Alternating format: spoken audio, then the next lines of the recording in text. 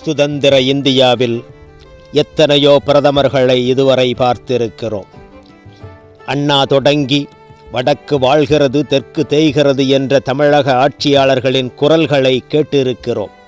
கன்னியாகுமரி முதல் காஷ்மீரம் வரை ஒருங்கிணைந்த வளர்ச்சி பெற்று வளர்ந்த பாரதத்தை உருவாக்கும் முதல் பிரதமரை இப்போதுதான் பார்க்கிறோம்.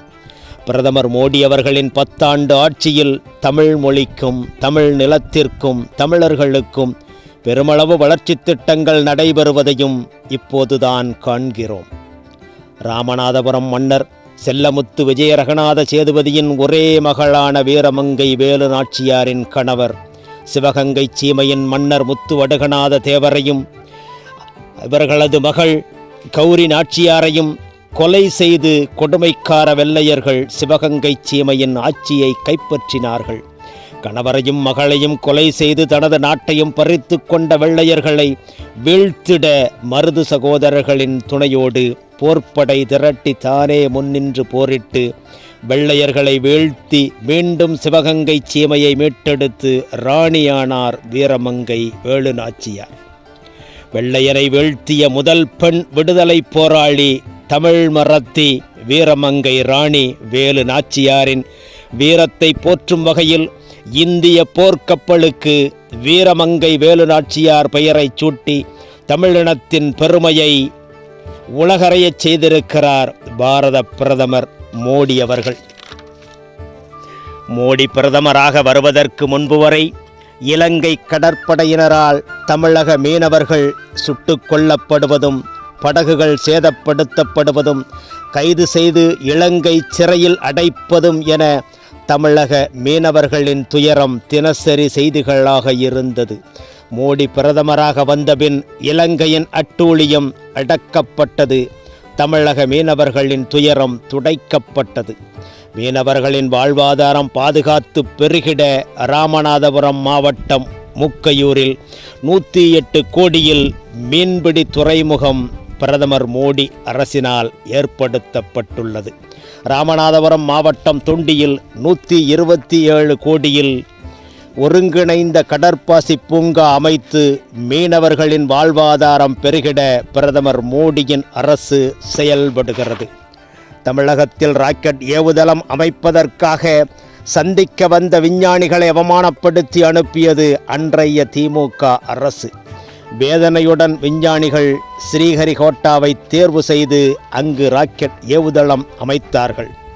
மோடி பிரதமரானார். தூத்துக்குடி மாவட்டம் குலசேகரப்பட்டினத்தில் மீண்டும் ராக்கெட் ஏவுதளம் அமைக்க அடிக்கல் நாட்டினார். மதுரையிலிருந்து கன்னியாகுமரி வரை விண்வெளி துறை சார்ந்த தொழில் வளர்ச்சியடைய திட்டம் தீட்டினார். இந்தியாவின் உயர்தரமான மருத்துவ அறிவியல் கழகமான எய்ம்ஸ் மருத்துவக் கல்லூரி பிரதமர் மோடி அவர்களால் அடிக்கல் நாட்டப்பட்டது மதுரையில். ஏறக்குறைய 2000 கோடி மதிப்பீட்டில் கட்டுமானப் பணிகள் நடைபெற்று கொண்டிருந்தாலும் கடந்த ஆண்டே மருத்துவ மாணவர்கள் சேர்க்கை ஆரம்பித்து ராமநாதபுரம் மருத்துவக் கல்லூரியில் எய்ம்ஸ் மாணவர்கள் படித்து கொண்டு வருகிறார்கள். மதுரையில் அமைந்த எய்ம்ஸ் மருத்துவமனையாலும் மருத்துவக் கல்லூரியாலும் தென் தமிழக மக்கள் உயர்தர மருத்துவ வசதியை பெறுவார்கள்.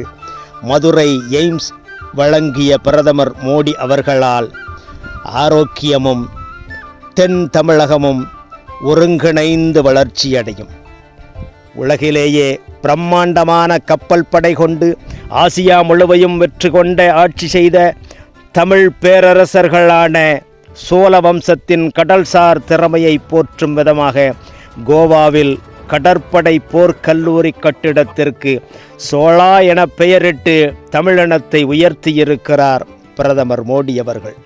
1000 ஆண்டுகளுக்கு முன்னர் கால்பகுதி உலகத்தை கட்டியாண்ட வீரத்தமிழ் சோழ மன்னனின் செங்கோலை பாராளுமன்றத்தில் நிறுவி தமிழ் மரபிற்கு மரியாதை செய்திருக்கிறார் பாரத பிரதமர் மோடி அவர்கள். இந்தியாவில் எல்லோருக்கும் சொந்தமாக வீடு இருக்க வேண்டுமென்ற மோடியின் திட்டத்தால் தமிழகத்தில் மோடி வீடு என்று மக்களால் கொண்டாடப்படும் திட்டத்தின் மூலமாக லட்சத்திற்கும் மேற்பட்டவர்கள் தமிழகத்தில் சொந்த வீடு பெற்றிருக்கிறார்கள். தமிழகம் மட்டுமல்ல, இலங்கையில் இன அழிப்பு போரினால் சொத்திழந்து சொந்தமிழந்து அனாதைகளாக மாறிவிட்ட இலங்கை தமிழர்களுக்கு தமிழர் பகுதிகளில் 60,000 வீடுகளை கட்டி கொடுத்து இலங்கையில் வாழும் தமிழர்களின் நலனிலும் அக்கறை கொண்டவராக பாரத பிரதமர் மோடி அவர்கள் திகழ்கிறார்.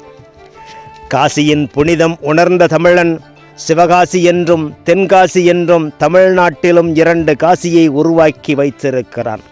காசிக்கும் தமிழகத்திற்குமான பண்டைய காலம் தொட்டு உள்ள உறவை கொண்டாட காசி தமிழ்ச் சங்கமம் உருவாக்கினார் மோடி.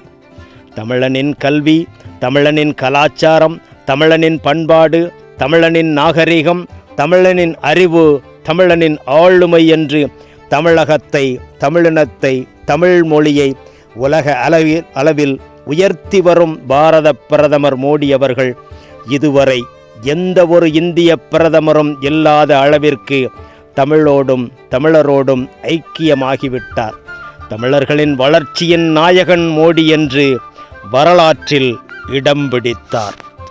உணவின்றி எவரும் தவித்திடக்கூடாது என விலையில்லா அரிசியை இந்தியா முழுமைக்கும் வழங்கி தமிழகம் முழுவதும் ரேஷன் கடைகள் மூலம் விலையில்லாத அரிசியை வழங்குவதும் மோடியின் அரசுதான். தமிழகத்தின் சில பகுதிகளில் குடிதண்ணீருக்காக பல மைல் தூரம் அலைய வேண்டிய அவல நிலையை போக்கி வீட்டு வாசலுக்கு குடிதண்ணீர் குழாய் கொண்டு வந்த மோடியின் ஜன்ஜல் திட்டம். இப்படி எண்ணிலடங்கா திட்டங்களை தமிழகத்திற்கு கொடுத்ததால் தமிழர் நெஞ்சில் இடம் பிடித்தார் மோடி. தமிழர்களால் கொண்டாடப்படும் தமிழ் இன தலைவரானார்.